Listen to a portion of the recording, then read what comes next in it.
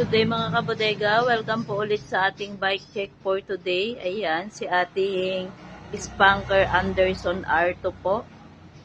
Ayan, unahin po natin ang kanyang frame po. Yan po ay naka-alloy frame na din po yan ng Spanker. Ayan, sa kanyang down tube po, makikita nyo po yan. May tatak na po yan ng Spanker. At ang kanya pong top tube, ayan, nakasulat din po ang kanyang Anderson ng R2 po. Ayan, naka-internal cabling na din po siya. Ayan, at ang kanya pong port, ayan, naka-steel po yan ng 700C po. Ayan, at ang kanya pong stem, ayan, naka-alloy na din po ang kanyang stem. Ayan, may tatak po yan ng Spanker. At syempre, ang kanya din pong drop bar po. Ayan po ang drop bar ni ating Spanker po. Ayan. At ang kanya naman pong rims, ayan, naka-alloy na din po yan. Rear and front po na 24 holes po. Ayan. Yan po ay naka-chill your tire. Ayan, rear and front din po yan ng 700 by 28C. Ang size po ng ating tire ni ating Spanker po. Naka-steel rear and front na din po ang kanyang hubs. Ayan, ng 24 holes po. Ayan, naka-reflex drifter din po yan ng 2x8 speed po siya. Ayan, ang kanya pong RD. Ayan po, naka-sensor reflex po siya. At ang kanya naman pong FD. Ayan, naka-reflex din po yan. At ang kanya pong Philel na mechanical disc brake po. Ayan. Philel mechanical disc brake po. At syempre ang kanya pong crank, ayan, naka-Spanker na din po yan.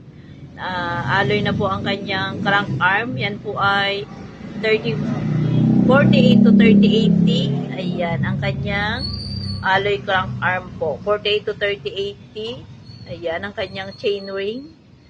Ayan, at ang kanya naman pong seat post. Ayan, may pangalan na din po yan ng Spanker. Yan naman po ay 30.4. Ayan, at ang kanya pong saddle. Ayan, may tatak din po yan ng Spanker. Ang saddle ni ating Spanker R2 po. Ayan, sa kanyang top tube po, ayan, nakapangalan din sa kanya ang Anderson R2. At ang kanya pong down tube, ayan, naka-Spanker din po ang kanyang tatak. Ayan, naka two-tone color po yan. Ayan, black and sky blue. Ayan po, napakaganda po ng kulay na ating Spanker Anderson R2 po. Sa SRP price po natin dyan is 11,000.